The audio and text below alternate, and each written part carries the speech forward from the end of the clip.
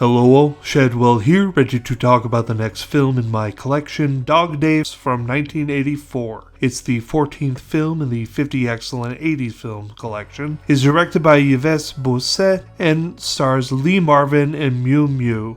Well, fuck, I'm wrong again. I know, color you shocked, right? Turns out this movie has nothing to do with dogs and has more to do with Dog Day Afternoon than Toby McTeague, as other than one brief scene, there's nary a dog to be seen in this film.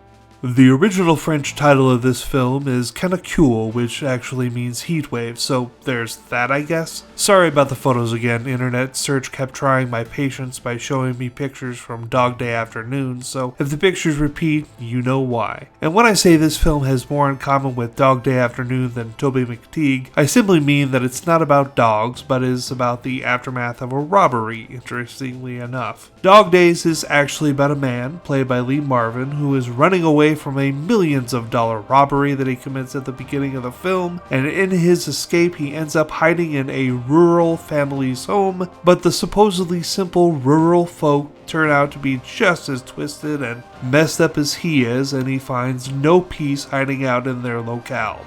In fact, he loses all his money and something more precious than that because he chooses to trust these untrustworthy people. It's interesting because there isn't a simple good guy in the bunch of characters in this film. The film itself is alright, but you should only watch it if it's a remaster or something, and definitely not watch it as part of this, or I'm assuming any 50-pack of movies, because the presentation is atrocious and does the film a huge disservice. First off, all 50-pack movies are presented in 4x3, cutting off the left and right sides of the frame that wouldn't fit naturally on an old CRT television.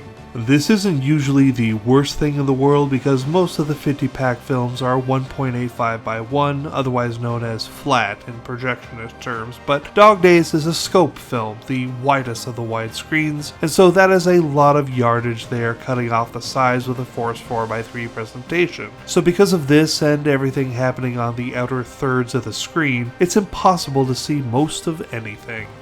Then there's a few scenes in the barn early on in the film that have a consistent screen tear horizontally right through the center of the frame, and it is very distracting. Dog Days isn't great, but it's deserving of better than it's done in this 50-pack, which is why I'm giving it a grade of B-, and tomorrow I can't wait to talk about Everything Everywhere All at Once. See y'all then.